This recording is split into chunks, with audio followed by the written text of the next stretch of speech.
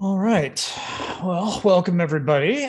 Today, I want to talk about a general topic, but also get real specific on applying it to what I'm calling my latest rover build. We'll get to what that means in a second. Go ahead. I'm listening. Don't need Siri talking. Thank you. So the topic is build systems, but I don't mean like the software that we use, like Makefiles or Gradle or whatever, to like build like software products. I'm talking more about, in general terms, like the constraints to the constraints that we would choose for building something that allows for optimization. So we're going to only use these certain types of materials or these certain processes, that sort of thing. And I want to apply that to rovers. From what I can tell, I haven't really been able to find any sort of like background literature, like formal concepts. And so I may need a completely different name for this than what I'm using. But it made sense to me, so I'm kind of sticking with it. Or at least I just don't have the Googling skills to figure out what I'm talking about. So as you may recall, my previous rover was called A Stubborn Pursuit of a Path, and it was built around having extremely limited resources. So it has the most basic Arduino, the Uno. It's pretty small and it's awkward and has fairly limited mobility. It's just got these two wheels and a little slider thing. And the process, as the name sort of alludes to, was to explore rover building through really strict constraints, like starting with really the most limited materials and pushing them as far as I care to. In practice, that ended up looking like writing just increasingly sophisticated software to work around those self-imposed limitations. Even though it's a very limited amount of compute, I just had to like get more tricky to get the result that I wanted. So for example, rather than have a more powerful Linux-based platform that has Wi-Fi and all the conveniences, I used just a packet radio with this custom designed protocol for my two-way communication between the rover and the ground station. So when I added a camera, it wasn't a simple matter of just downloading a JPEG to the file system and then downloading it through a web browser. Like I had to stream bytes from the camera to the ground station and where it was packaged up to display. And so I had to basically write this communication protocol from scratch to have, some error correction and retries and all that kind of stuff. And the very limited resources on the Arduino meant this is all done in C. And by the end of it, I only had like 100 bytes of storage or RAM left on the Arduino at all. Like I basically used it all up. So as to say, I think the project was a success. I pushed the limits about as far as I'm willing to go. And so when faced with what to do next, though, the sky was kind of the limit, because I don't have just one thing that I wanted to improve on with new build and like iterate that way. I kind of wanted to start from a bit of a fresh platform. There are some pieces that I know that I want. So I want like a Raspberry Pi, at least something more powerful compute like that. I want a more powerful computer. My Oak D Lite just arrived yesterday. So I got my 3D camera ready to go. It's about yay big. I still want to have like a microcontroller kind of involved for doing more of the real-time like motion control stuff and dealing with sensors. Like especially I've got where's the Arduino that I have that's got like onboard IMU and that kind of stuff just like built into the chip. It's also cheaper than the Uno, like, and just really teeny tiny. So just expanding on components that way. But I also wanted to improve the physical system. So Stubborn was built on this off-the-shelf platform. It's got these two motors that came with the kit and these like, I guess, CNC cut metal plates that you could attach stuff to. I ended up getting into 3D printing during this project because to attach all the stuff to this chassis that I wanted, you need something else. Like it just had some holes and sort of what seemed like a random pattern, and you have to try to work with what's there. So I ended up printing these components so I could hang, more components on it. Like you can see the camera is kind of at an angle there, so you can kind of get a picture of where you're driving. it's still a little bit of a tangle of wires and whatnot, but not bad for a first rover. So if I wanted to build my own rover chassis, where would I even start? So now comes the tangent, but I swear this is going to sort of come together at the end. I watch a lot of this show on, it's on BBC4, I think, called Grand Designs. The show has been going on for like 20 plus seasons, and if you've never seen it, each episode follows the construction of like a custom house. So sometimes they're like a truly grand, expensive mansion that's getting built by some wealthy people with millions. And sometimes they're just these radical, low cost, high efficiency dwellings, and oftentimes built with woefully insufficient budgets. But they're always interesting. And one of the really interesting aspects of the show for me is this variety of construction methods and materials that you come across. So there's these things called structurally insulated panels, SIPs, that's what is in the picture here. And that's 2 pieces of plywood with foam in the middle to give you a very well insulated structural wall. And basically that's designed and produced in a factory and then slides into place, as you can see in the picture there. There's also like tons of other stuff in the show, like including people building houses out of mud, but that's less useful for what I'm getting at. There's also lots of steel involved. So even what seems like a pretty simple building, I'll just throw in a steel skeleton to build on.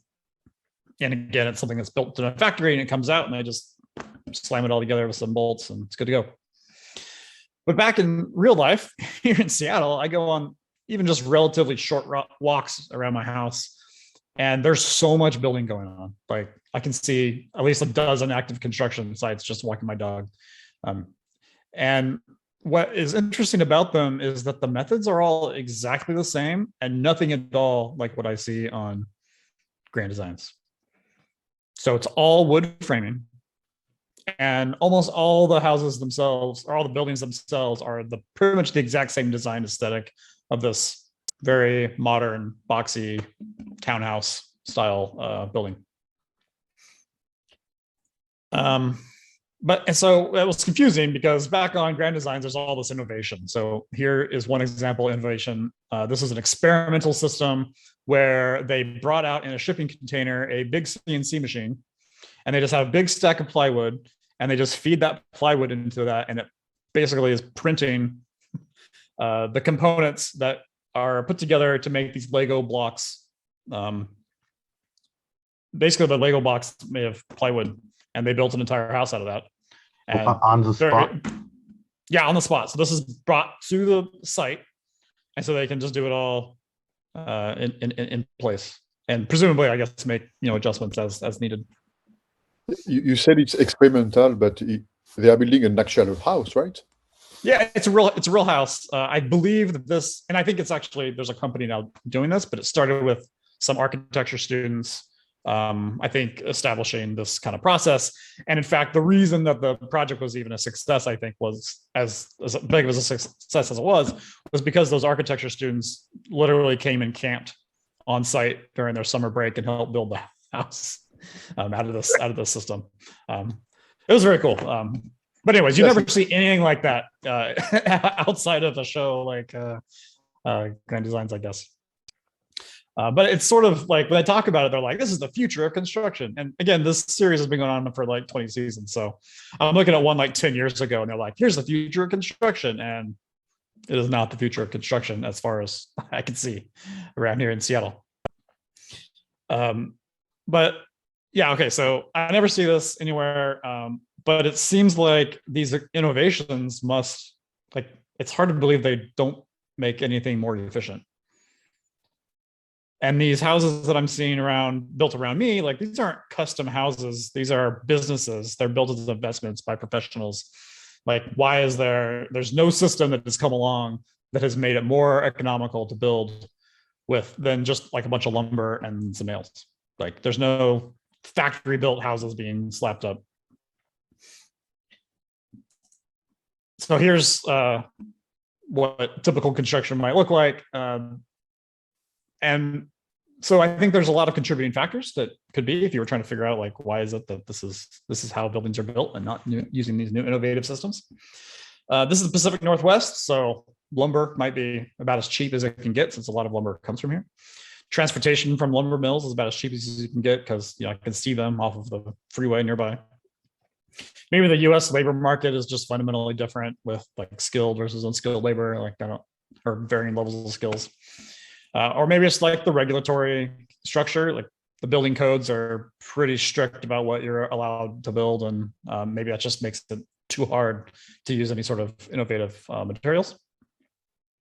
And so what I'm doing here is I'm trying to evaluate and compare these different build systems. And it's very, I think, easy for me to think about a build system from these like more computerized CAD-based like factory systems of these components that slap together and build a wall. Like that seems like a build system to me. Whereas a bunch of wood and some nails like doesn't really seem like a system. It just seems like someone slapping together a house. That's must be the easiest way to do it. I don't know. But how do we evaluate the systems? There's so many trade-offs, and without really understanding how wood framing works, it's hard to even understand how the trade-offs go. So this is actually this building that you can see behind me right now. I don't know if you can see my mouse, but I'm in the corner underneath the air conditioning here. So seeing this being built up close kind of gave me a much greater appreciation for kind of construction and seeing how things are built, because I had really not really much concept beforehand. But what I've kind of come to understand is that even a system like this has a lot of interrelated parts that are important to keep in mind when choosing pieces. Which turns out dimensional lumber is like a really surprisingly efficient system if you look at it from that perspective. There are standards, of course, for the sizes of the lumber. So in the US, everything's like inches, right? So it's 2x4s, 2x6s. Everything you can see on the wall here, I think they're 2x6s. What's between the planks? What's between the plank? Yeah. Oh, the brown part? Yeah, yes. Yeah, so that's the insulation. Okay. So in between the studs, so the studs are like the very thin ones right here. And then some of the wider ones are actually 3 studs slapped together to make the framing of the windows work. But the center to center for all these, they're all 16 inches. That's just like the standard, what's done. And a typical sheet of like drywall or plywood, so what's like leaned up against there is a sheet of plywood. But like a 4x8 is like a pretty standard size for all these. That divides evenly into 16 inches. So if you're going to put up a bunch of drywall, you can just slap it all up side by side and it all just like fits together in that way. That typical sheet of drywall is also about a 1/2 inch thick, almost universally for just standard house. And so that weighs about 57 pounds, which is something that one person can kind of lift up and manage reasonably. Compare that to craning in the giant panel for the other house. It's like specialized equipment versus one person can kind of hold these components relatively easily. But there's also the relationship to all the other systems in the house. So like electricity and plumbing typically would run through a wall by punching a hole like right in the center of the stud. In fact, it's like building code says you have to put it in the center. Otherwise, the formulas that engineers have for how strong the wood is doesn't work. You can't just like put a notch in the side of it. You got to put it right down the center. And so if you have a 1-inch hole, then all the electrical wires are in a 2x6 are always going to be at least 2 3/4 inches deep. And the most common screw that you can buy, or one of the most common screws that you can buy, is like 2.5 inches. So if you buy common screws and you have common building methods, like you can do these things. You can have electrical on your wall, you can drill into the wall, and you're going to be pretty safe no matter what it is you do. The other most common size is 1 1/4 inch. And this is literally just from going to like a home, the website for big home or Lowe's or Home Depot or whatever, and just literally go for wall screws. And these are the sizes that come up with the most basic ones. You can find like all kinds of various ones, but these are the most common sizes. So 1 1/4 is the other most common, and that would work if you were trying to protect electrical running through a 2x4, which is what you might be using for internal walls as opposed to external walls. And then as was noticed, the brown part in here is the insulation. And then you can imagine that if you go to buy insulation, it happens to come in strips of 16 inches wide. So it just slides right in there.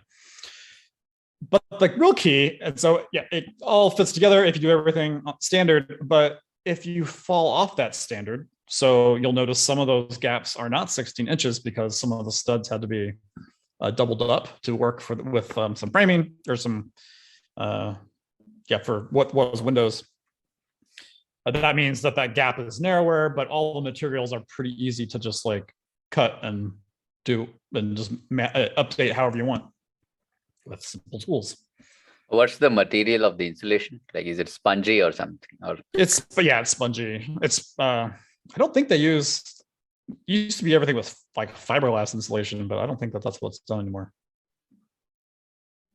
I'm not sure what that is. But yeah, it's like a very soft material. And there's usually like there's a sticky side, I think. So it like gives it some sort of structural integrity as they stick it in there. So anyways, what appears to be kind of haphazard set of materials does sort of fit together in a very complementary way.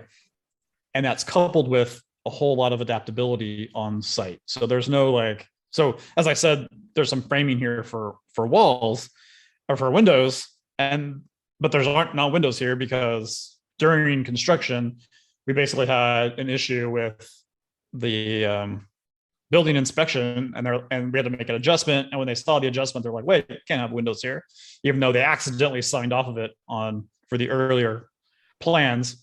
And so I ended up losing the windows, and so I had to fill them in. I was like, "Oh my god, we have to make this sort of late stage alteration. This has got to be hugely expensive. It's going to be terrible." But actually, the carpenter came in and like fixed it in about 2 hours because all he had to do was like cut a few 2x6s and change a few things and move the insulation around, and it was actually fine. So making changes like that on the fly it's still, you'd like to do it right the first time, but they're fixable. Whereas if this was a concrete wall, you'd be in a completely different kind of situation. Oh no, it's concrete walls, they bang it with hammers.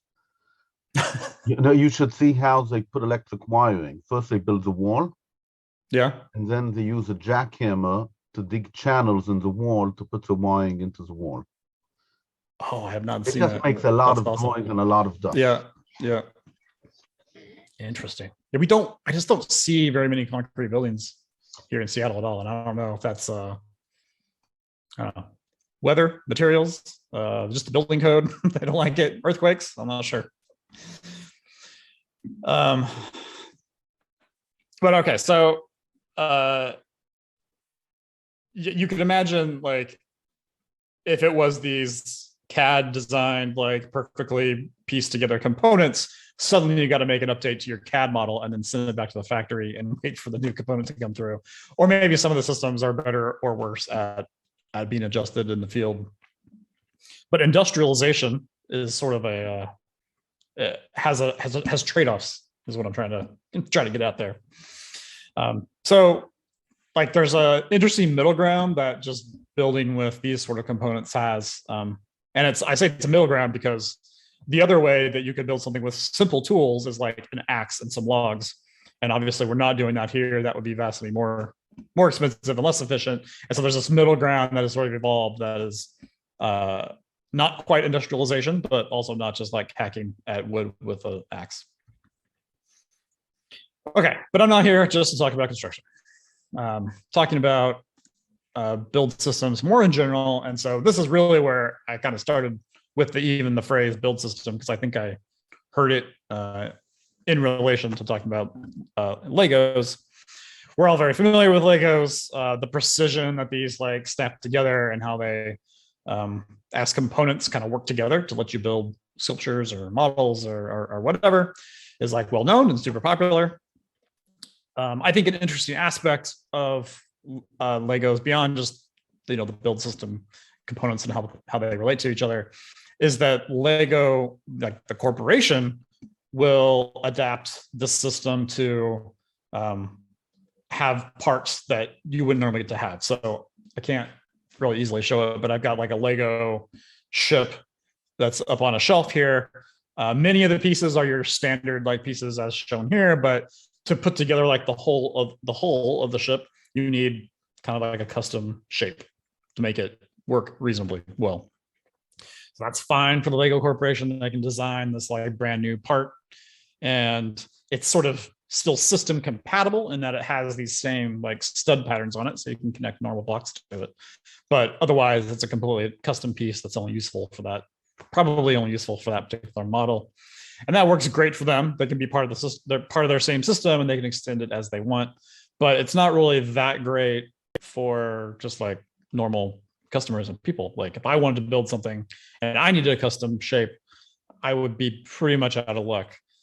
I guess in theory, maybe now you can 3D print Lego parts, but the tolerances involved in Legos are like pretty precise. So that's probably harder than you might like. Okay, so and then Legos they're great for what they're good at, which is like building sculptures or models. As a kid, though, I wasn't really as into building with Legos as other things. And a big reason for that is that as a kid, you have like, you're playing with them, and Legos can be kind of fragile. So like you can make something looks really cool with a Lego, but as soon as like a G.I. Joe and a Teenage Mutant Ninja Turtles start fighting on top of this car that you made out of Legos, it falls apart and it's kind of hard to put back together again. And it just doesn't really work that well for that sort of thing. And I think related to this is the question of Mindstorm, that like, I think Meyer was the only one who had some experience with it. We talked about this a few weeks ago. And that works with the other Lego related systems that are more dynamic or whatever. But like the general consensus was like, yeah, it does sort of robot things, but it's not really adaptable in the way that seems fun. There's something kind of missing in the system from that regard. So it obviously wouldn't be very useful for us with that sort of evaluation. Okay, so when I was a kid, my preferred build system was called Constructs, and you probably haven't seen these before because they probably didn't make it out of the 80s. They're pretty short-lived. And the cool thing about Constructs was the improved kind of stability and thus interoperability that you got, because the parts snapped together stronger and were a little bit larger. And so that worked really well for like interacting with other toys. So you could build a car and it stayed a car until you wanted to make it not a car. There are a few special pieces like cockpit or wings and that kind of stuff that you can kind of see in the picture there, that they're like purpose built, but they all interoperate with the main pieces as you would hope. And so as a kid, that just felt more adaptable, I guess. But so the reason I'm going through this at all is I'm trying to get at both what a build system is, and I kind of want to better understand their trade-offs and think about those trade-offs and those aspects when choosing for the next part of my rover build. Because I want to move forward on the rover design, but I don't really have a lot of constraints. In fact, it's so much freedom that I'm not quite sure, especially on the physical side of it. I'm just like, I don't even know quite where to start. Like, how big should it be? And what should it be made of? Does it have wheels? Like, there's just sky's the limit, right? And I know I kind of want to 3D print stuff, but I don't actually have quite enough experience 3D printing structural parts to have like even a place to like start. Like I can build a tray or something that a Raspberry Pi would go on, and then I'm like, well, I guess I gotta buy some wheels or print some wheels and design a wheel from scratch. Like, I don't know, there's just so many, like, so open-ended that it's hard to even like start with. So if there were some sort of build system, I'm kind of interested to know what it would look like. But coming back to what a build system is, like I said, I'm not even sure this is a really great term. and I don't have a really succinct definition for it, but I think there's basically three components that you can, or three areas that you can talk about for a build system. And so this first one, components, is just, there's going to be a fixed set of things for you to work with, and those things are going to interoperate in a complementary way, in a predefined way. Most importantly, there's going to be certain methods that kind of arise out of those fixed set of components that are going to be easy to apply over and over again. And then there's going to be a vocabulary that also arises from that. So if you're working on a team and you're all using a similar system, you're able to kind of communicate what your constraints are and what your problems are in a way that if you just have arbitrary materials, may not be the case. And you see this happen, especially the shared vocabulary thing. I don't know if any of you have seen a Lego show. I think it's called Lego Masters. It's like a game show for Lego building.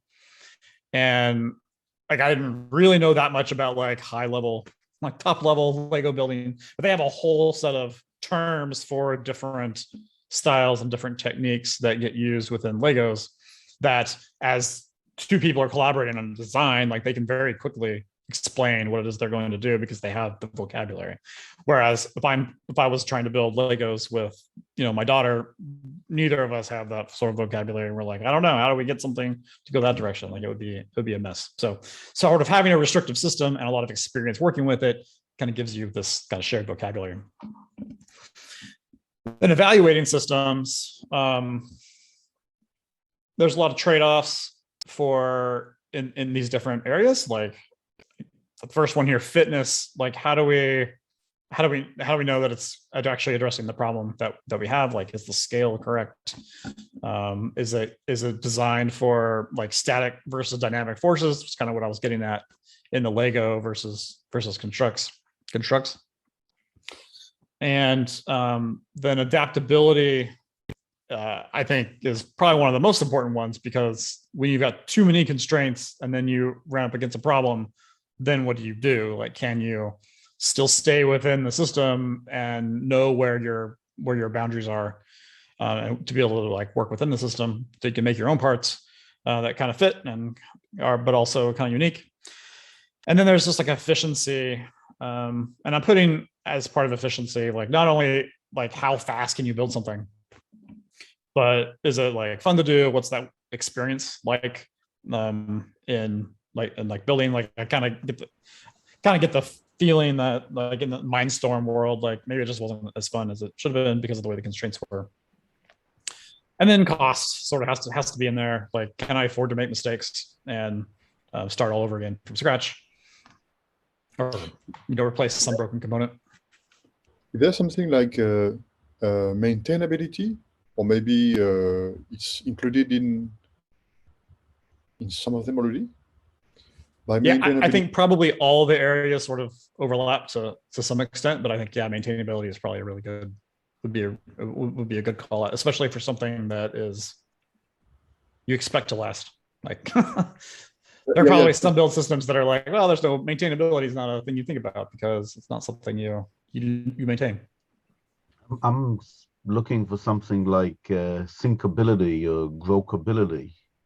Your ability to build the mental model of what you're doing. Yeah, for me, that kind of fits under that efficiency heading. So maybe efficiency is not quite the right word for it, but it's just like,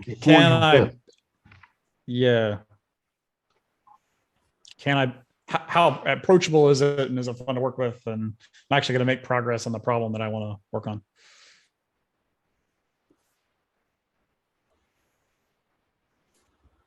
So yeah, I think both those are good. But yeah, so, and to be clear, like, I don't think I'm going to invent a build system for Rovers from first principles or anything. But I'm just kind of trying to think of like, at this level of abstraction, like what are the interesting questions to ask? But okay, so the other reason I brought up constructs as being my favorite build system to work with is that last summer when I was visiting my parents, my mom like brought this box out and said, please take this home. with you. Get it at my house. Apparently, she had a whole bin full of my old constructions that she had saved. They're like, awesome. So brought these home, and my kids have played with them a little bit, but they're really fragile. Like they're like 35-year-old plastic or plus. Like it's amazing that they've held up as well as they have, but they're a little fragile. But so I brought these home, and then I've got these on my workbench, and I'm also like pretty deep into rovers at the time, so I couldn't help but wonder, like, is there some way to like, what if I built a rover out of constructs? Like, is that a thing that would work? Like, what would happen? So I noodled on that for a little bit, and then when I came time to consider like a next rover, I was like, well, I don't know what I want to do, but maybe I could build something with constructs just to see if I could. It was also an opportunity to get into deeper into like 3D printing, because I thought that probably if this was going to work, I'm going to have to make my own parts. And also many of these are falling apart. So I'm probably not going to be able to build too much with them before they shatter. So it might be a good opportunity to do some modeling and break out the calipers and try to see if I can make something that interoperates with constructs. And so this isn't complicated, but I'm going to demo sort of how these work anyways. What do I'm going to stop sharing this, and then I'm going to switch my camera to my desk. Can you see my desk? Cool. All right. So what makes constructs a build system? You've got, I got my microphone over here. So we've got these girders, and they're in different size. So here's a really small one, and here's a medium-sized one, and here's a big one. And you'll notice they're not like half size, because they go together like this, where you've got two of the smaller one with this gap in the middle makes a larger one. Because you've got these, so I think these are called girders, and I heard someone calling these knots. I don't know what they're actually called, but they just snap together like this. And now you've kind of got these complementary sizes that work well together. There's a bunch of other like random parts. So like I've even got a wheel. You've got these like angle sizes, and you've got like a shaft for the wheel. That in there. There's a little groove. There's a little groove in the shaft that allows it to stay fixed in here. So you could spin this, and it's going to spin the wheel. Of course, the diameter of that shaft happens to work perfect to fit like through here. So then you can build like, the axle of your car. I'm going to here.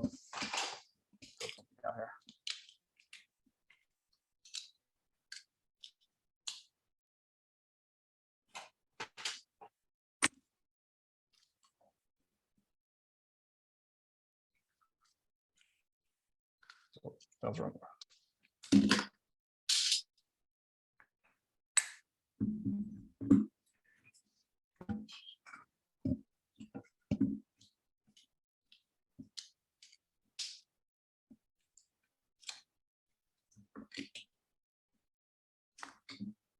All right, starting to get something that looks like a rover.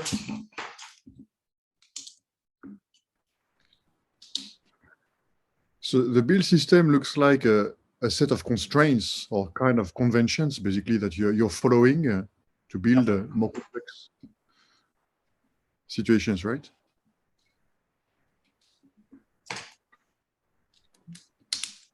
Yeah, so I think the way the shapes all kind of relate together, it makes it really easy to build like things on a grid pattern. And the fact that you can like snap them together and unsnap them pretty easily means that you can really like, if you're looking at it like, oh, I don't quite have the structural integrity, it's starting to bow in the middle. you start to see kind of similar approaches that come over and over again.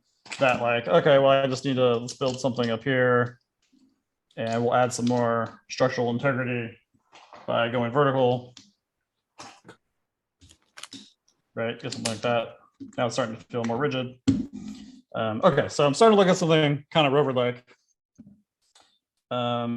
but obviously I need like motors or something. So I happen to get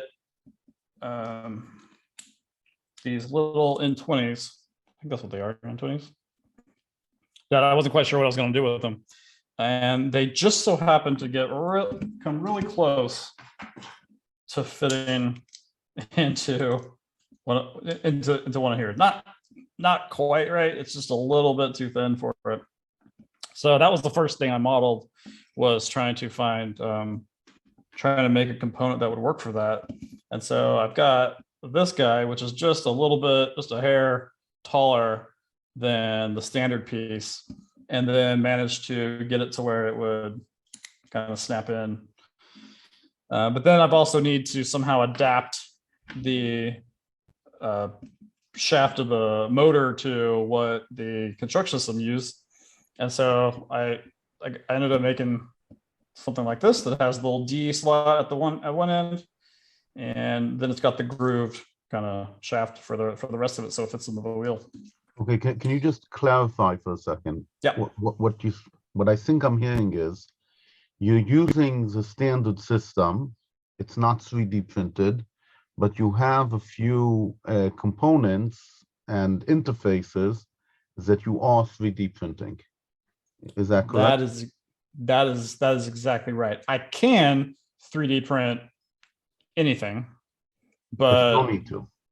But I don't need to, except in the sense that, like, well, all these parts are old and they may break, but as I'm going along, I can like print the pieces that I think I need, or I can just use the parts that are here. So I could also do that with Lego Mindstorms.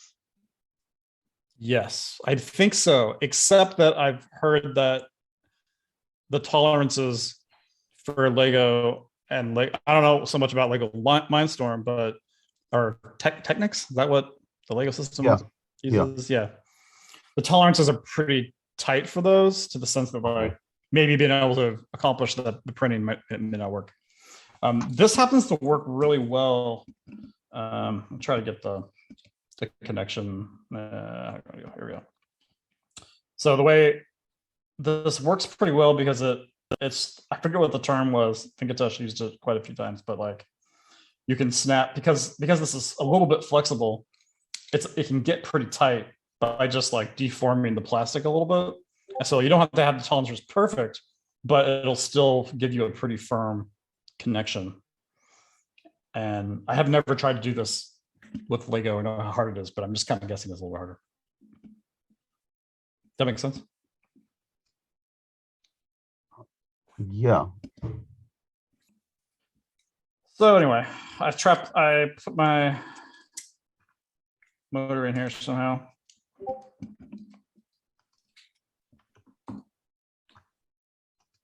And now I've got, being able to assemble these is the other tricky part. I think what I have to do is connect this first. Then put that in there. Then put that in there.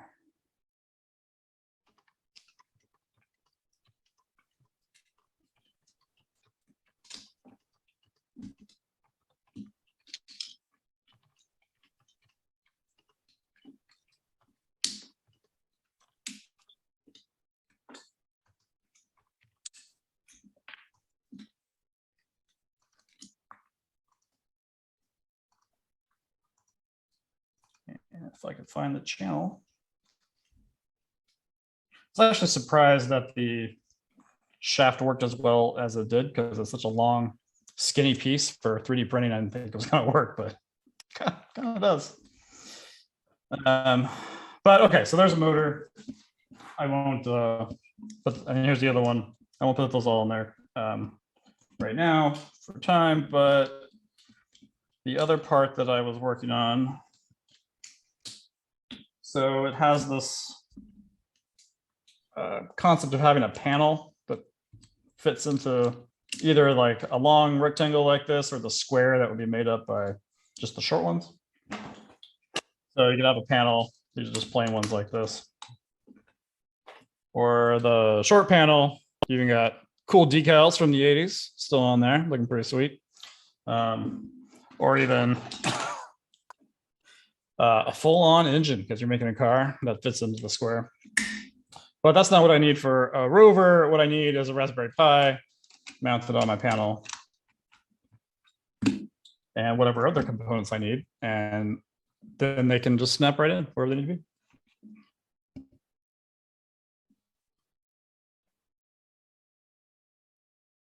that's as far as I've gotten it, because I don't know how I'm going to power this thing yet, because my only power system and batteries are on my other rover. So I need to buy some more components. But I was pretty excited. I got the motors to stick in there.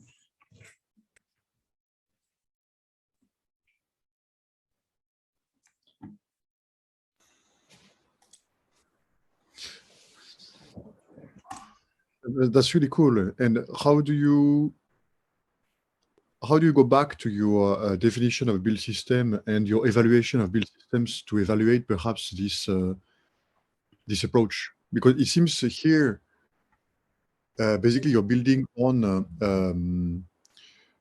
a set of constraints that is already pretty solid. Okay, the contracts system where they already have a standardization and complementarity of the different primitives. And so you're building on that one. It's pretty interesting to extend it and to bring it to the next level in a way. And just wondering how it fits in the world you've created. So by world you've created, I mean the different properties you've identified for the build system. Maybe to try to find something good and something maybe missing. Yeah, that's a good question. So going, how do I go back here? So I think maybe the most convenient or coincidentally convenient parts was that the scale of the types of things that you build with constructs happens to be very close to the scale of rover that I am kind of dealing with. If I wanted to build something, golf cart sized to rover around on Mars, constructs obviously would start to fall apart on that particular, dimension. But it's also highly optimized for being able to quickly reassemble and kind of prototype physically. So it's almost like a prototyping type tool. And it's certainly cheap. Adaptability is, I think a plus and a minus. Like it's obviously very restrictive at the kinds of sizes and the granularity that you have for, like you don't have that many options to work with, which is good and bad. The fact that you can 3D print fairly successfully alterations is sort of interesting. I'm most interested to see how that kind of develops as I try to build something out that actually works. Like, what are the next hiccups that I hit on? I'm like, none of these sizes are working right for me. For example, I don't know how to make this thing steer. The other chassis from the other rover has 2 wheels and then this like ball roller thing on the back. I don't necessarily have an equivalent type thing for this yet. So that's sort of like a thing to experiment with.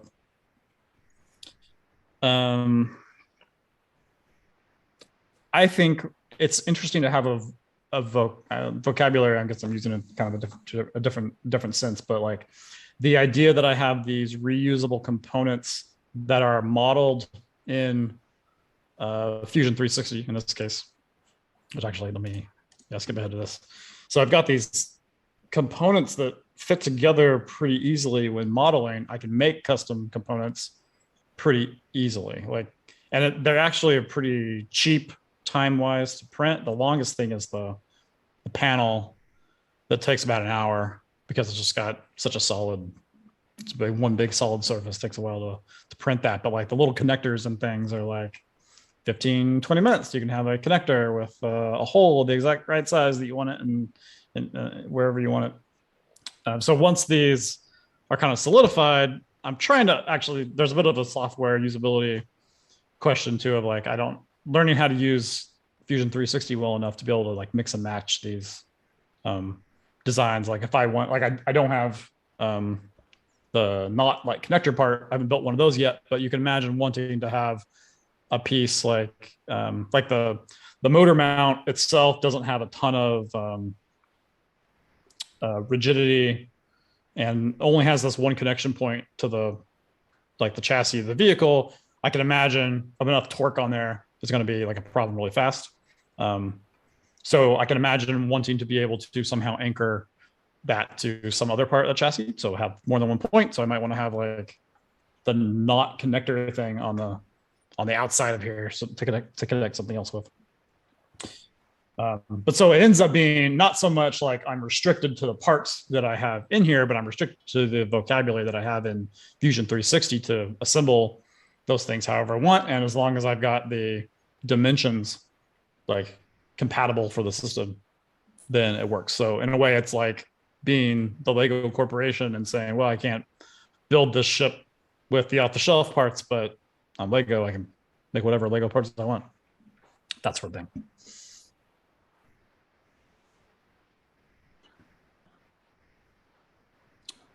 Yeah, and I did actually find other folks like on Thingiverse had published like STL files for construction parts, but they weren't actually precise enough. I was kind of surprised that no one else had lovingly recreated each and every component of constructs. Also, to have that kind of vocabulary, I really needed the full Fusion 360 like models, like, or at least I don't really have a good workflow or understanding of how to go from someone's published STL file to enough of the shapes and sketches to recreate other components. So that was actually what most of the time on the project so far has been just like how to use 360 to be able to iterate on, tweaking one little part of the shape and having that not mean you have to completely recreate a component. So that has been an interesting aspect to it. Okay, so finally, this is the last slide that I have on this. So build systems, coming from a systems engineering perspective, if you recall, I kind of talked real briefly, maybe 3 sessions ago or something on systems engineering, and that is actually a formal course of study in a way. But I think that build systems kind of have a lot of overlap in the sense that like we could talk about build systems only from the perspective of like the physical like chassis of a rover. But I think it's more interesting to think about it in terms of how it complements the other aspects of the system. So like that's taking a systems engineering kind of perspective, is saying that like the very local decisions being made about how a wheel connects to a chassis and versus how the software architecture, some piece of software relates to another piece of software, and saying those are completely different aspects. And from a systems engineering perspective, it's saying like it's all one big global system that you need to think about holistically. So the question is, how does these build systems kind of cover the scope of all these different areas? One thing that I noticed about like working with the construct system is like, okay, I got this wiring harness that hangs off of the motor. It's actually completely reasonable to run. I can actually run wires through each of these girders and through the connector. Like that hole is actually big enough to fit all the wires for that chassis, which is kind of convenient. Like you could actually have a pretty clean like wiring system. So suddenly now the build system can sort of start to encompass some of the electronic components. But what would it look like to, think about how you approach like how the components fit together from more of those layers? I ended up, of course, coming back to ROS again, just like every discussion that we ever have ends up talking about ROS. But sort of, if you think about ROS as being, it's sort of like a software specific building system, and that as middleware, it's informing you how to write your individual pieces of software because it's handling how they're going to relate to each other. And so it is a build system, but just in this very narrow kind of scope. From what I can tell anyway. And so yeah, we've been talking a lot about robot operating systems. And so I was kind of curious if this kind of, I don't know, tickled anything in anyone else's brain about how to think about the operating system and how it touches all the other areas beyond just the software, which again brings up, which is another thing keeps coming up again, the kind of that embodiment concept of doesn't even make sense to have software that's independent of the rover itself. Like, can you just take the brain of the rover out and stick it into another or not? Maybe you can if the software is built into components that is also mapped to the components in all the other systems, and they're able to talk to each other. So you have a wheel and a motor needs to interact with the rest of the body, sort of the same as like a software component needs to interact with other software components. And you also need a software component that interacts with the wheel and the motor. So they kind of go together in a way. So yeah, I think that's all I've got on that. Any thoughts from you all?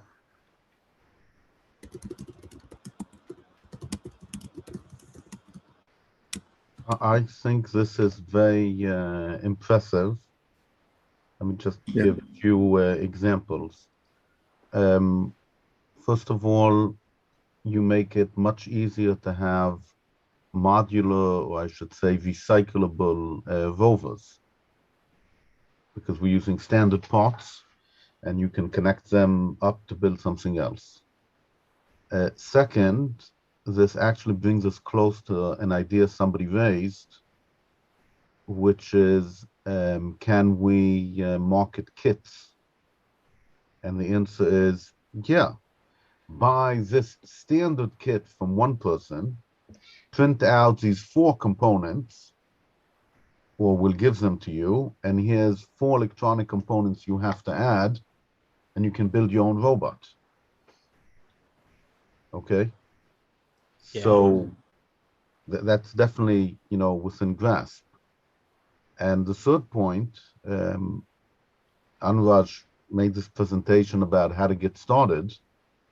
You fit in right in the middle between the cheapest possible rover and the more complicated one, where you have a small amount of fidgeting, but not too much, and you get something that works.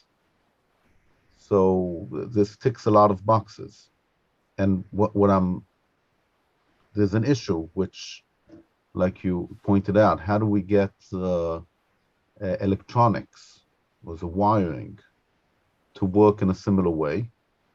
So obviously the boxes, like the Raspberry Pi or Canva, that's not a problem, but the connections, that isn't at the same, let's call it, level of efficiency as what you have for the structure.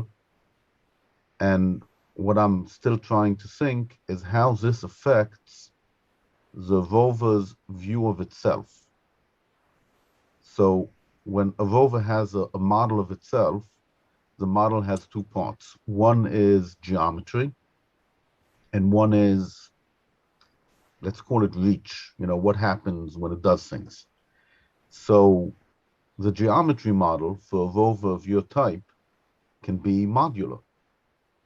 Okay, and when we add a leg, add a panel, or we're adding modules, and that suggests something about self-recognition software, which would be much simpler to write.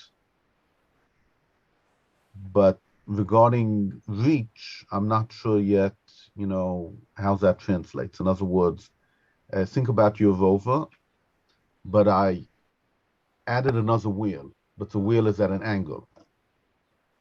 So structurally, that's easy to model, but how it changes how the rover moves is more complicated, but still not as complicated as rovers where you can do whatever you want.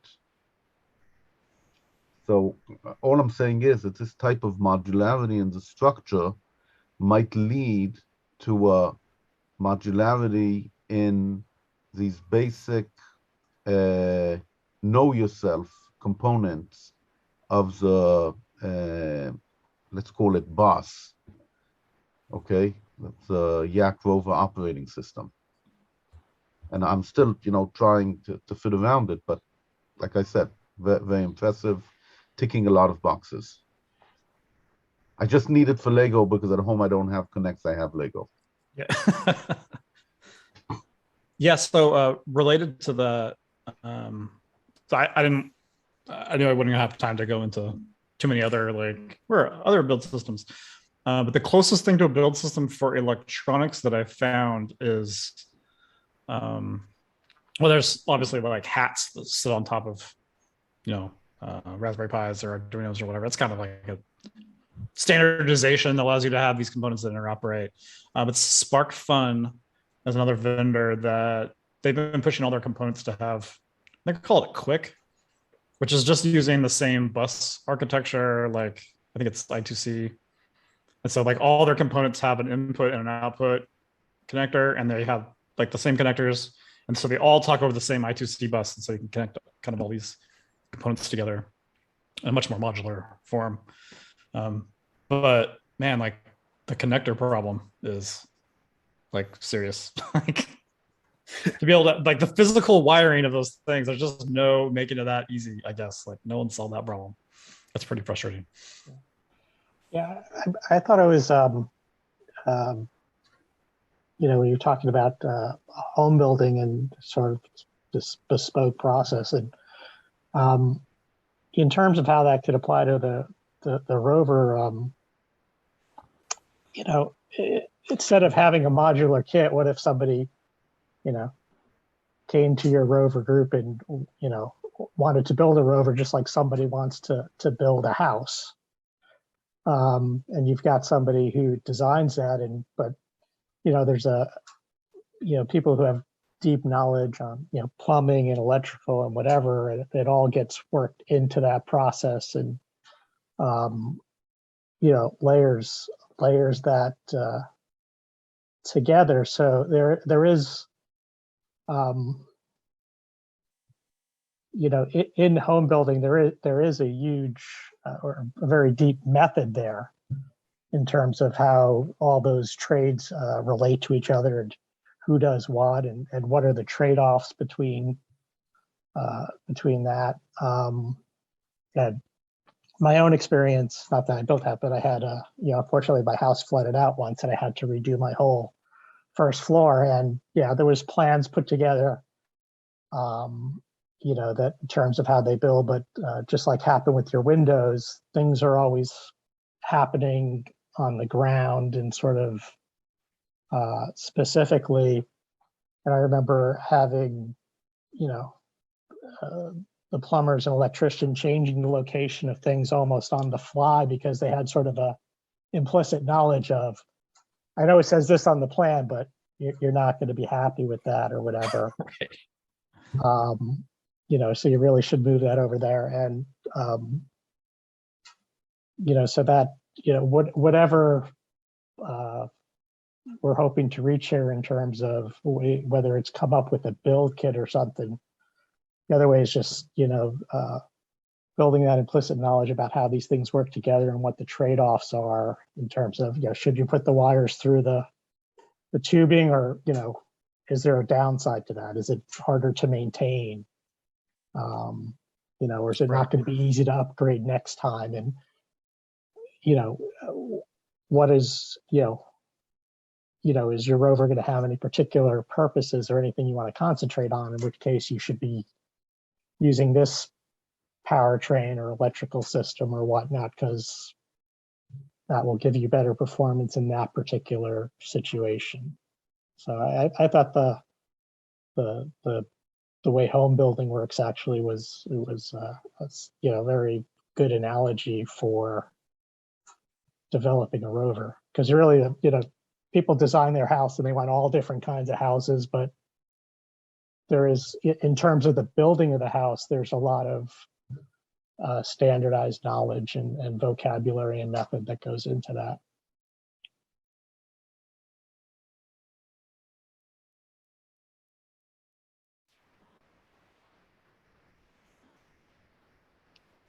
Yeah, the construction is interesting too, because I talked about one of the other kind of odd mistakes that got made on the project was that we didn't think about, because it's technically a garage, but it's very finished and whatnot.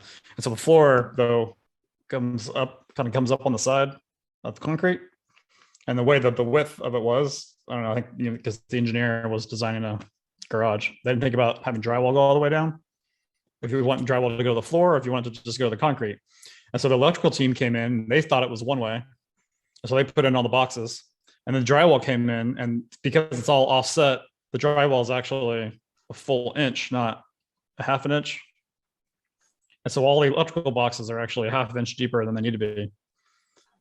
Electrical team actually didn't seem to mind whatsoever. They figured everything out. But when I went to go take one of the covers off, it's actually got a really long screw, and it's pretty janky once you get it opened up, because the actual electrical box is like way deeper into the wall than it normally would be. So it's a little bit like hard to deal with, but everyone just sort of like worked around it, and from the finished perspective, it's all fine. So that's another like adaptability and just being able to, hey, just make it work, get a longer screw, whatever, it'll work. It's an important property.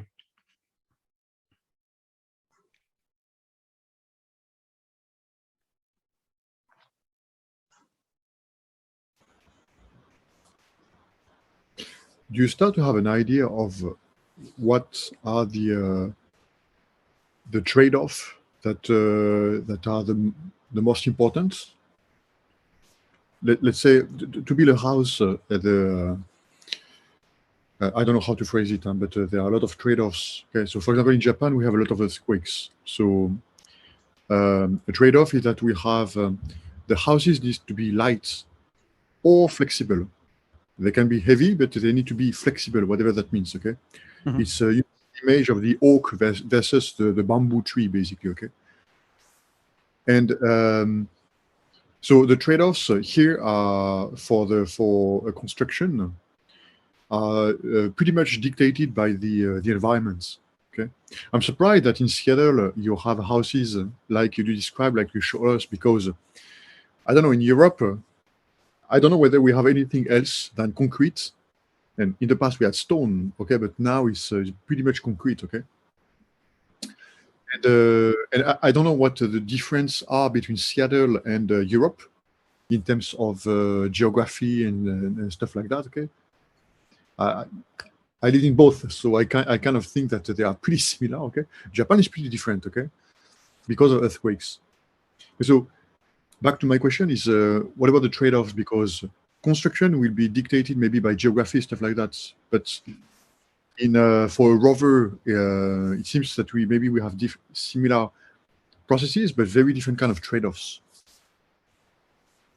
I think the trade-offs, especially in early days like this, I think, well, there's always going to be a trade-off between like usability and like how easy it is to learn versus how powerful or how fit the end result is. So like there may be a system that we can work with like reasonably and have fun with that is in no way going to be appropriate for being in extreme weather or Mars type environments, right? Like so maybe it's that sort of thing. It's like I think we should probably take the trade-off that let's work with what's easy to deal with and then iterate towards more fit for different environments. Yes, indeed, it's not that different. Like, yes.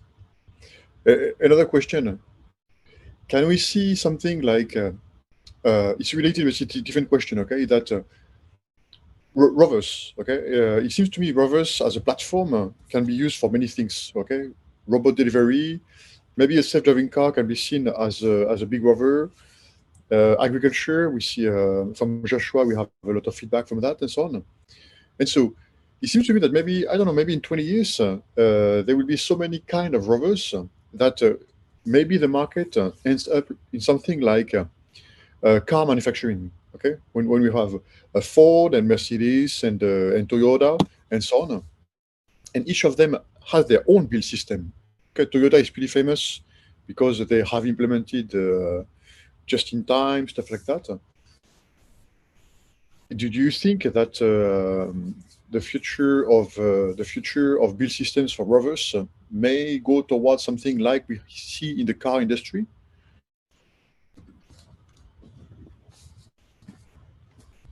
That's interesting. I think, yes, scale.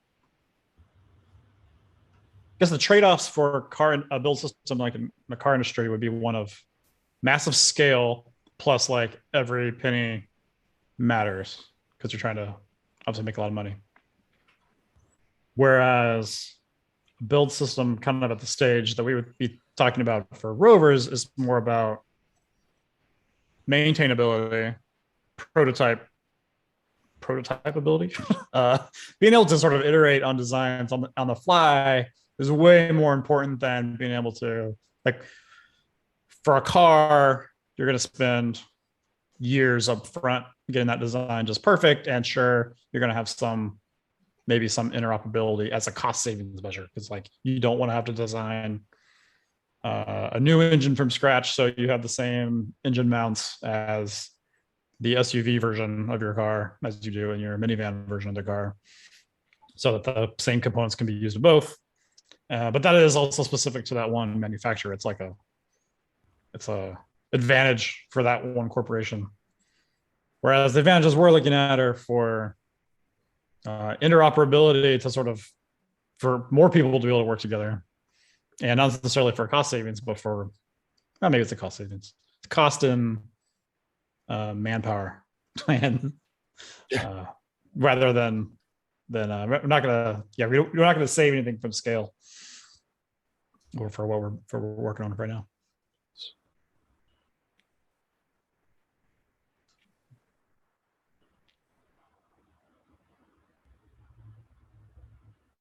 But yeah, I guess it's a similar effect, but for different reasons. Like, because so much money can go into designing a car, because they're going to make so many of them, there can be very specific, like parts that are very specific to that vehicle. Like the car itself doesn't look that similar to every other car, even though maybe under the hood it is. But for like the Mars rover, like Curiosity or whatever is completely unique, or maybe there's two of them, but there's billions of dollars go into building that one rover. They don't have to think about building more than one of them. So, but they've got tons of money to spend on it, so they don't have to be flexible either. Right, and if rovers reach that stage where you had many of them, maintenance and repair and spare parts would also be a huge concern, right? Because even now, my car is 15 years old, but I could, knock on wood, still find the parts I need, right, if something breaks. Not for long. Not yet. That is true. Not for long. No, right now, not for long, because electric cars don't need so many parts. So the part companies are changing the model of operating. Yes, there's true. There's a lot less parts going forward. I've seen some articles saying you have to decide now if you love your car. If you love your car, here's what you need to buy. Otherwise, expect in 2 or 3 years not to have any of the parts.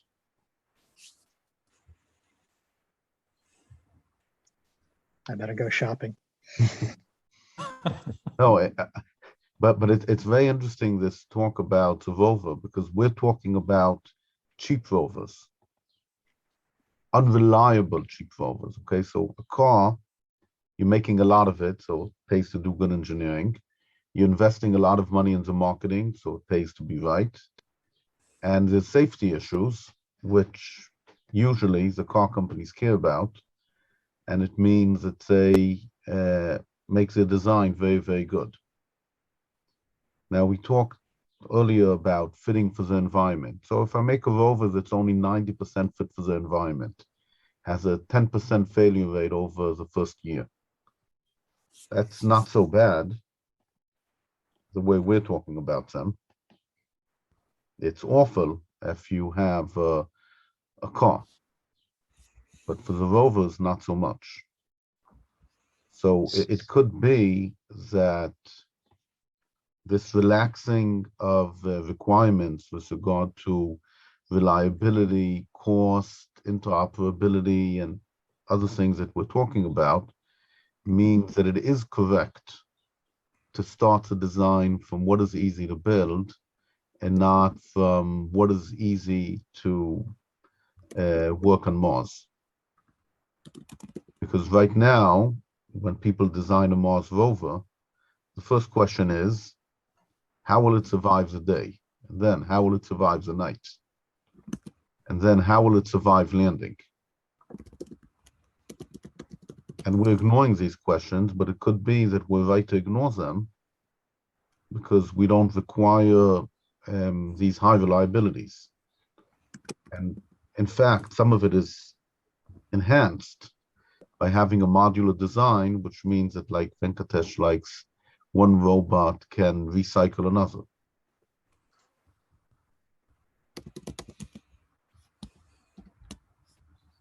And I really like this, and my real question to that is, what is your next step? This is a very interesting direction.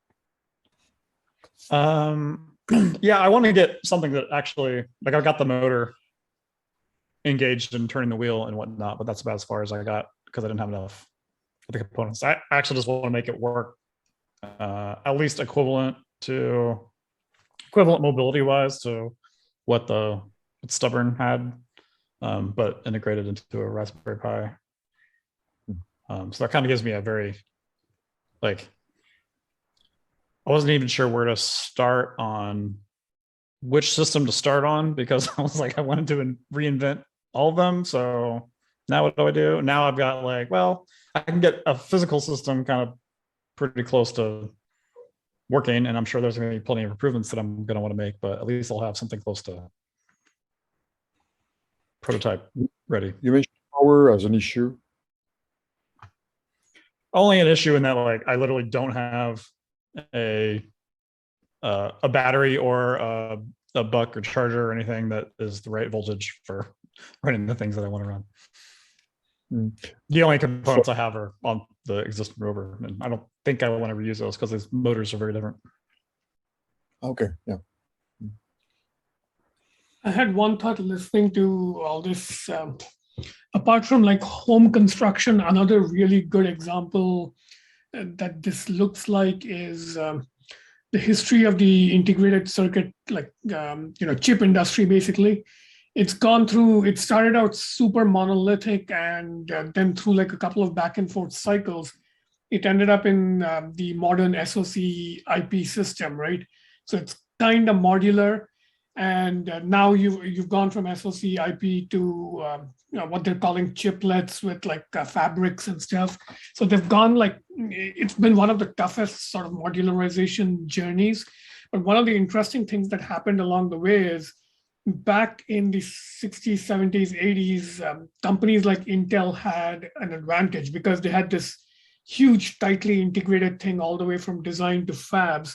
And when TSMC pulled ahead, people didn't really think it would win. But the reason it started winning is it went horizontal. And because the chip design itself was going modular and composable and sort of interchangeable parts, basically, because of that, all the CAD tooling could become, like, basically open. So whereas Intel was still using its, like, janky homegrown tooling and rigging, the rest of the industry moved on to, like, standard CAD tools and standard ways of doing design. And when the mobile revolution happened, I think that's when Intel really fell behind because everybody else was using open tools. Everybody else was fulfilling from, like, designless fabs like TSMC, and TSMC was learning much faster than everybody else. And they were learning from all their customers at once because they were all using like open standards to do design. And they had partnerships with the CAD companies. So they were folding what they were learning in general back into the CAD tools. So the open industry standard CAD tools started evolving much faster than the closed proprietary tools like the ones Intel had. And eventually that became like a whole generational shift. But I think the big lessons to draw from that is you kind of have this co-evolution of like design modularity and sort of the toolchain modularity on the one hand. And the other thing that happens is you still have this sort of back and forth thing because people try to push too fast, too hard into the extremely modular composable, then they realize it doesn't work, they pull back and then they go forward. So there's been like 2 or 3 swings like that in semiconductors. So I think mechanical is easier, and the reason I think semiconductors is good to look at is it's probably the most complex example where this has been tried relatively successfully.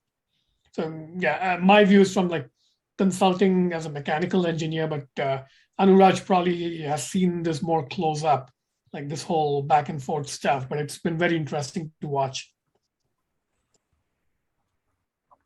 Do you think that there's an element of modularization that is fundamentally inefficient? Like it's always going to be more efficient to have something completely integrated together from a performance perspective, but that like then there's a tool chain thing that makes tool chain and collaboration that makes modularization win. I think it's sort of a regime question, and the author I'm thinking of who's written or thought the most about this is Herbert Simon. If you look at his classic book, what's it called? Sciences of the Artificial, that's the title. He writes a lot. There's a big middle section where he talks about like complex systems are characterized by like partially decomposable structure, by which he means that if you try to draw a block diagram of the thing, you will be almost able to break it apart, but not entirely. So it won't be like a Lego. There will be like these annoying connections that are like integral to the system. And I think that's characteristic of complex systems. And if you look at like the whole philosophy of like, carving the reality at the joints, and when you do that, it doesn't quite, fall apart neatly. Like even if you're like a, I don't know, super talented butcher, like in the, I think it's in the Lao Tzu that the fable is there, where the like enlightened butcher could like butcher a whole steer at the joints, like super cleanly. There's like a whole story about that. But yeah, I think the more complex you get, the more there's a fundamental limit to how far you can take this strategy. So, but as far as I know, there's no like mathematical theorems or something about it. It's like heuristics. It's like, NP completeness type stuff going on here, I think. Well, I think that that's an interesting cautionary tale, though, a little bit of like, if a rover becomes more complex, maybe there aren't components that easily snap together, and there could be fundamental limits there.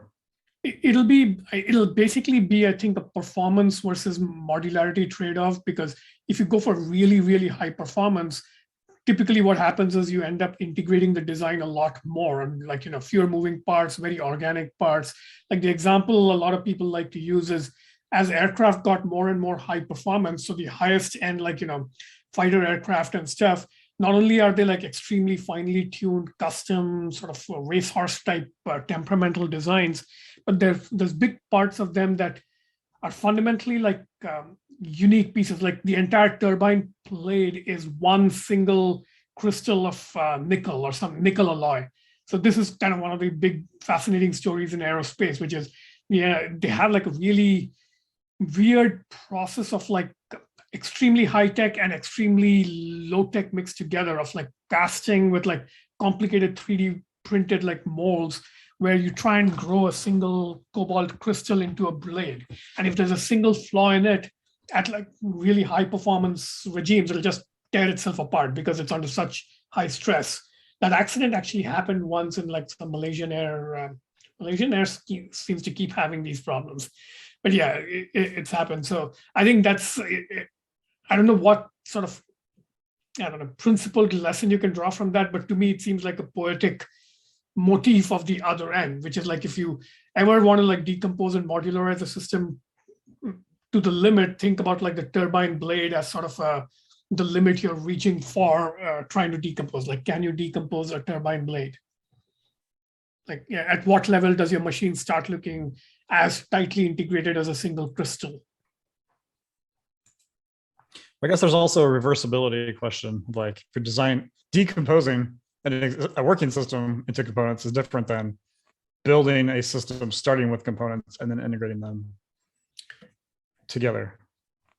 Like, you couldn't take, if you took a house and tried to make a lumberyard out of it, you're gonna have some pretty angry customers at the lack of consistent length boards. That reminds me of an interesting anecdote I read about early colonization of America. So when the like early settlers came to like Massachusetts and stuff, wood was very plentiful in the Americas, but nails were a really scarce commodity, like steel nails. So literally when they had to move or something, they would literally burn down houses and scavenge through the burnt mess and just pull out the nails and take the nails and move on to the next site and rebuild the whole house from there. So the nails were the valuable interchangeable part. So maybe when you, reversibility, I think is a good test. Like when you reverse a design, what you sort of prioritize trying to save kind of tells you about what's valuable about the design, because entropy tells you that you can't ever perfectly reverse it. Like, I don't know, even Lego parts, I think if you take them apart and put them together too often, it'll start wearing out maybe.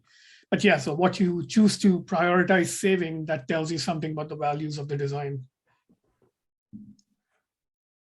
I would like to point out something which I think is not in Simon's book, but maybe to answer the question. When your system is too tightly integrated, it's more difficult for the system to reflexively maintain itself. Both, build a conceptual model and do repairs.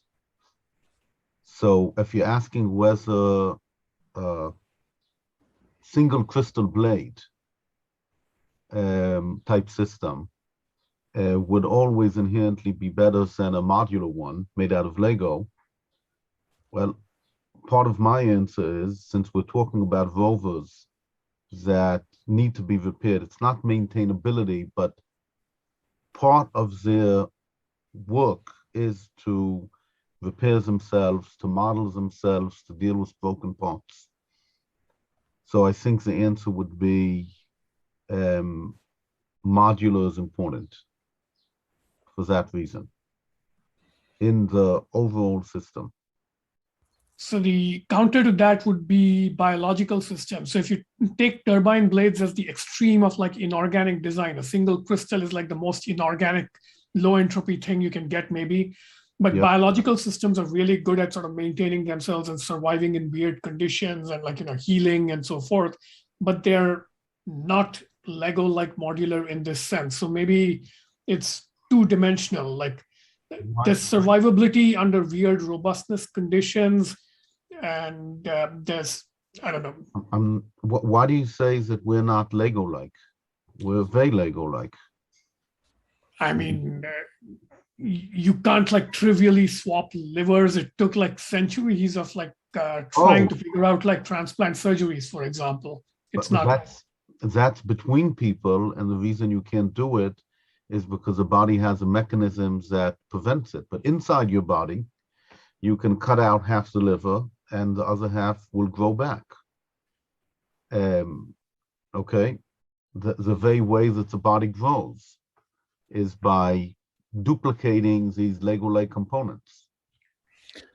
So I don't know, I feel exactly the opposite. The body shows how being modular and with only 2 million bits of information, we can build a body. So I think what the body does, so I'm not sure what happens when you try to cut off a piece of a liver, but kidneys are like obvious, like 2x redundancy. You take off a kidney, the other one picks up. And lungs are an example of like if one lung gets damaged, the other lung strengthens to sort of have higher capacity. the brain damage, for example, is pretty much irreversible, and that's a tight integrated part of it. Yes, the brain does adapt and change, and like other parts of the brain compensate, but you've become a different person. You're not like repairing so much as like adapting with plasticity and so forth. So I think something else is going on there. I just disagree. You have children who've had half of their brain removed due to epilepsy. Even if you talk about the kidneys, if you have damage, you have stem cells, which will then generate new cells. That's anywhere in the body. Some parts of the body are more difficult to regenerate.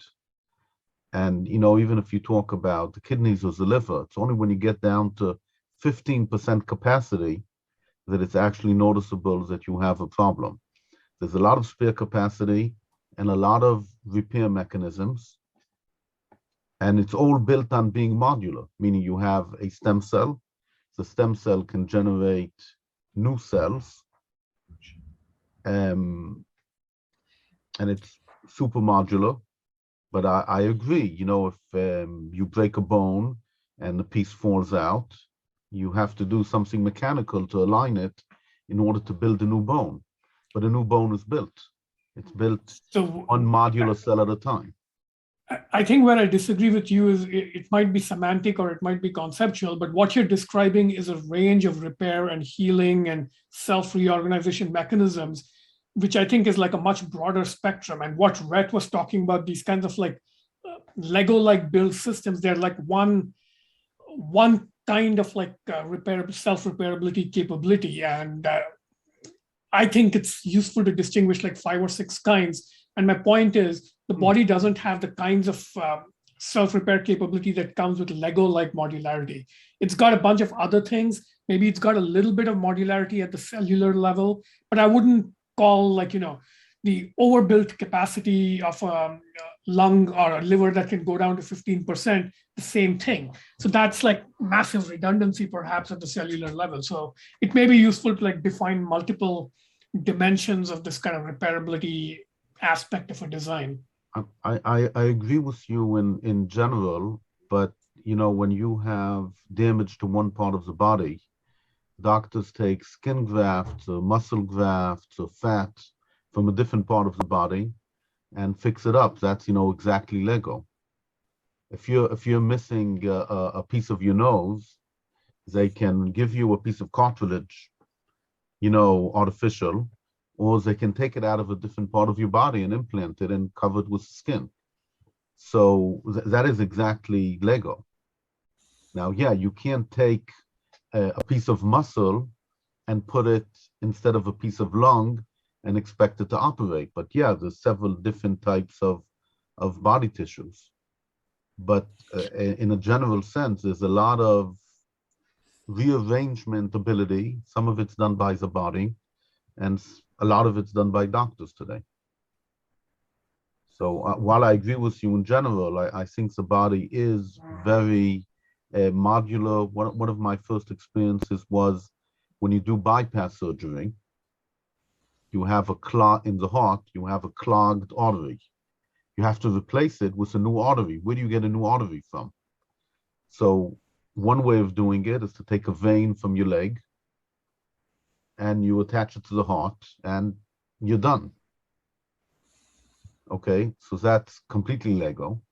And another way of doing it is you take an artery in your chest and you reconnect it to the heart. And again, you're done. So I don't know, this is pretty Lego-like. I think we're down to discussing where to draw the boundary, because to me, like heart surgery seems to me a much more complex and risky endeavor than taking a piece of a Lego design and plugging it into another place. So, but this is a question of degree, not kind. It's like... You mentioned at large, but we are discussing here only animals. But if we are looking into plants, have a very different structure, okay? And for example, we can see that grafting works much better on plants than on animals and so on. Would that be some kind of modularity? I think I like that example better. And that reminds me, like in between the two of plants and animals, you have animals like starfish, which are like primitive enough. You chop them up into 5 pieces, it'll grow into 5 starfish, right? So that's similar kind of like simplicity. What is interesting here is that there are some discussions somewhere about not the measure of complexity, but some people will say that plants are simpler organisms than animals. Okay, to me they are just structured in a very different way. Okay, because there is no heart, there is no lung in a plant. They are more like plants look more like fractals, like mathematical structures, simpler structure that can be described and repeated, like a recursive structure. And when we have such kind of properties in a complex system, and I don't remember that in Simon's book either, by the way, it's when you have such kind of properties, modularity is really actually visible. Okay, why? Because you get it's like a fractal. When you look at a fractal, you know what a fractal is. Okay, it looks like a shape. Okay, but when you zoom in or out, you get the same image over and over infinitely. Okay.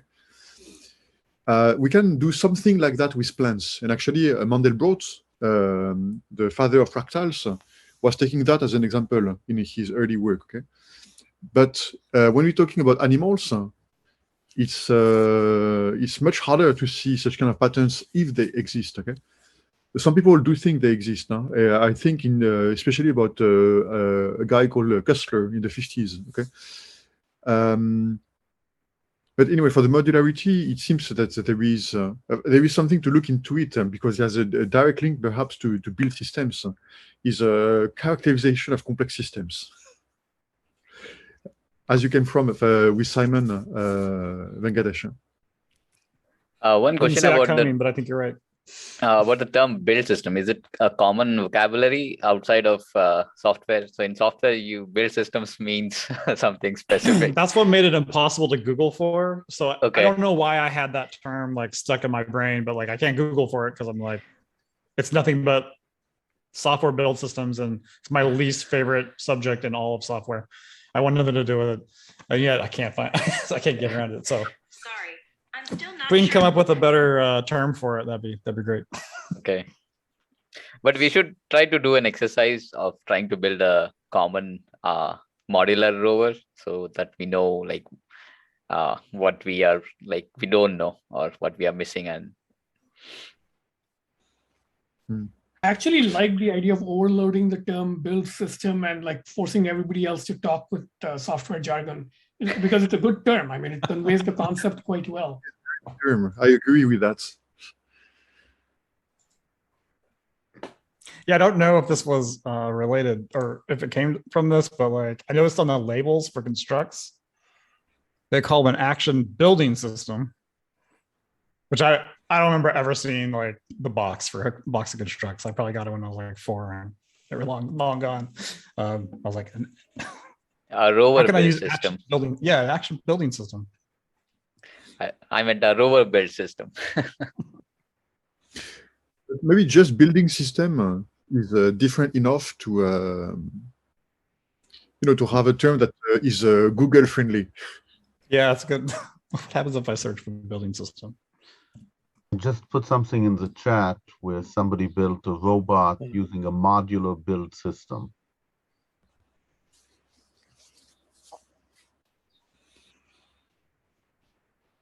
Oh, a building system is like the mechanical systems within a building, not building as a noun. No.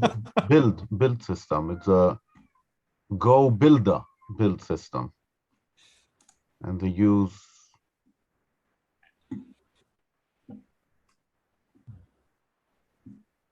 I don't know where my chat is. Oh, there. It's in the Zoom chat. Yeah.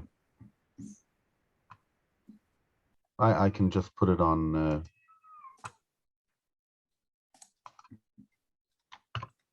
I put it in YakRover.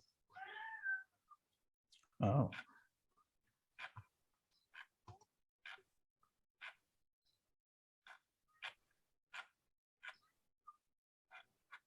This seems like the term is used in other fields too.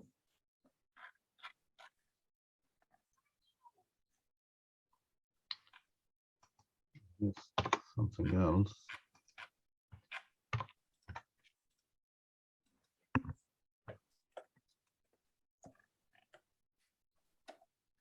So here's the use of build system for the process.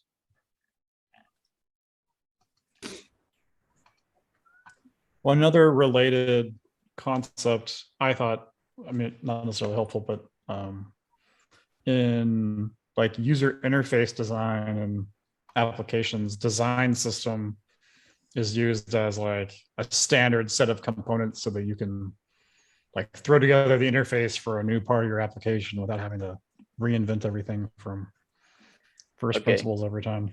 So this is I see design system, people talk about it all the time. somebody is trying to define what a build system is. But so it should have like 3 tenets of a build system are repeatable, reproducible, and standard.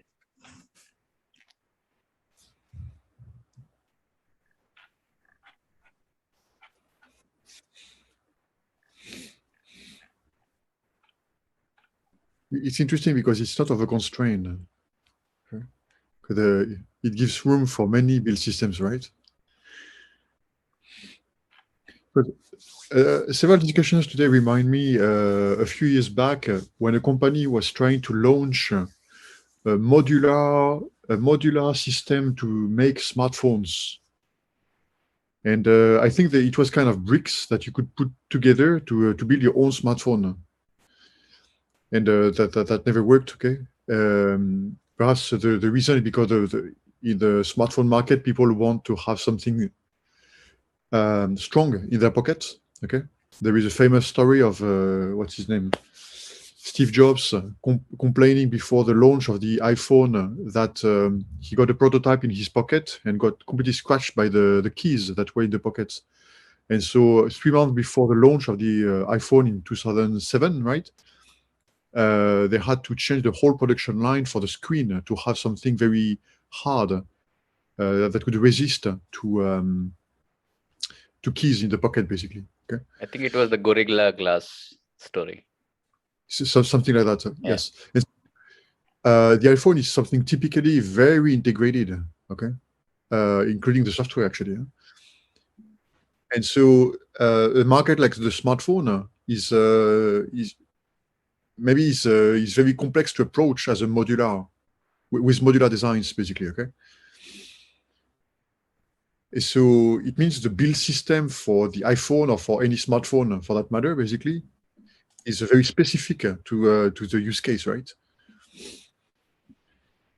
For Rovers, it seems that there are many use cases, as we discussed a bit earlier. Okay, so that seems to indicate also that there's going to be quite a few build systems, and so the definition Anuraj just mentioned doesn't seem very constrained. Okay. And maybe applicable pretty well. It doesn't mention software at all, right? You're muted. Starts with the software build system and then goes on to generalize what a build system is. There's a laptop that I think came out recently that is all built around being a very modular component-based upgradable system, which I think probably has greater possibilities of being successful than a phone, maybe a little easier. Are you going to attempt to kind of not formalize your build system? But I would say, I don't know, not document it either. It's more like, basically, a build system is a set of rules, okay, on how to do something. Do you think you're going to try to try it out with your approach, but to try out? I think I need to see what, like, now that I started thinking more, I think about the way the build system kind of expands to encompass more than just the physical like structure or chassis. That's got me wondering how to best address this. But I think that like maybe even as a step one, literally just having 3D printable components that can be, so instead of trying to construct essentially an entire rover in Fusion 360 and then sending it to the 3D printer, like being able to have like these components that can interoperate, or the portions of those components that you can put together to build your own part that you need, I think would be the probably step one for being a build system. Right. Especially since for anyone else to have it, no one else is going to have a kit of constructs, 35-year-old constructs laying around. So to be useful, it's probably fully got to be able to 3D print all the pieces that you want. Which is, I haven't seen any projects like that either, which it seems like it's got to exist. But it feels like most projects that you see for 3D printing are like, here's the full thing, here's the components that you print out and snap them together or whatever. And very few of them are generalized in that way. Would the build of Aniraj qualify at least the exomass? Because basically what we have here is that we have a designer. It was ESA, okay, the European Space Agency. They do a design of their small rover, okay? They put that on GitHub with instructions on how to reproduce the thing. And people reproduce, okay? That looks like a build system somehow, implicitly, okay?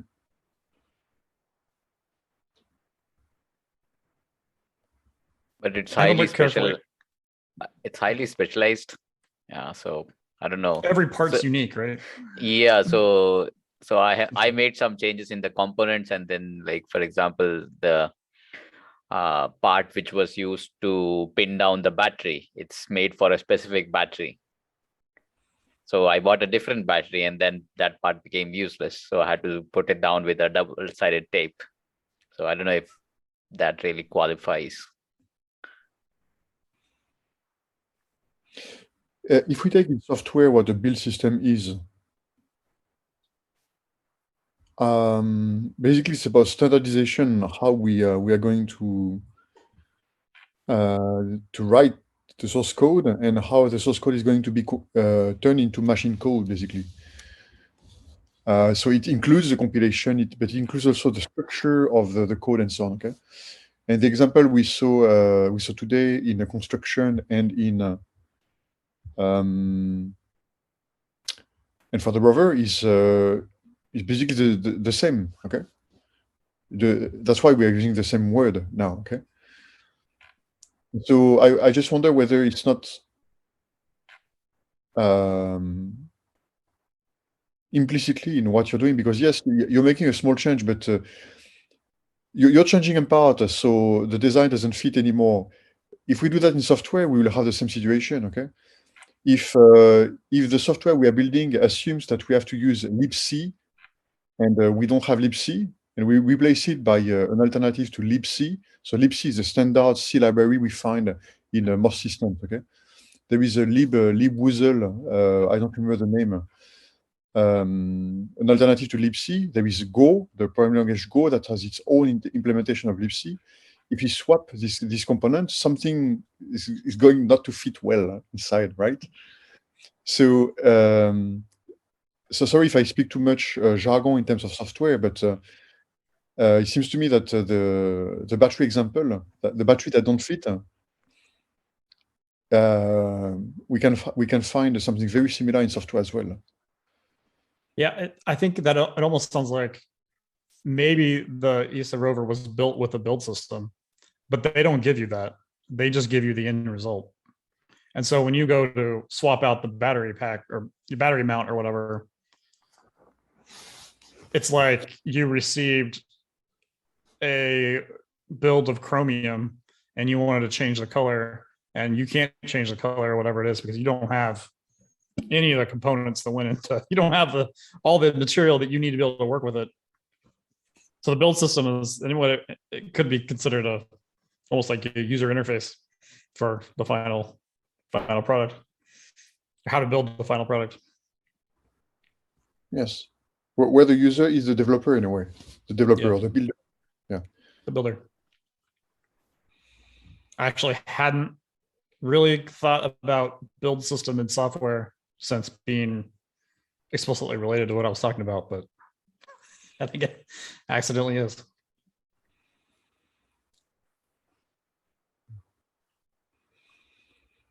But impossible to Google for. Anyway, it sounds like it's going to be a long-term discussion topic. What should be a build system for rovers, right? Could be.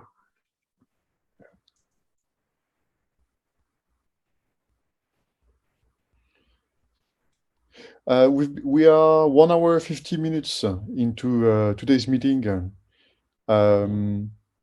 Do we have the topics we want to discuss now? It starts to get late for some people, including Rhett, right? Yeah, we were supposed to get done earlier because we started earlier. Yeah, but you had a discussion topic, so people want to stick around. Yeah. While people are thinking, just next week, it's my turn, by the way. Okay. And I'm not completely decided about what to present. I have three pieces to present. And one of them is just a tiny update on my work. So I may present several of them. Okay. So a more interesting teaser will come later this week. So that's for next week. Otherwise, please, some feedback. We moved the meeting 45 minutes earlier. Is it good for everyone? Okay, because we have fewer people than usual, so maybe some people have missed.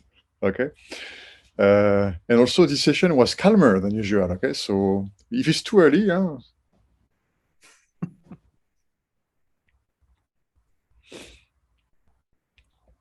Maybe we need to ask the ones who were not here. I'll pause the recording in the case.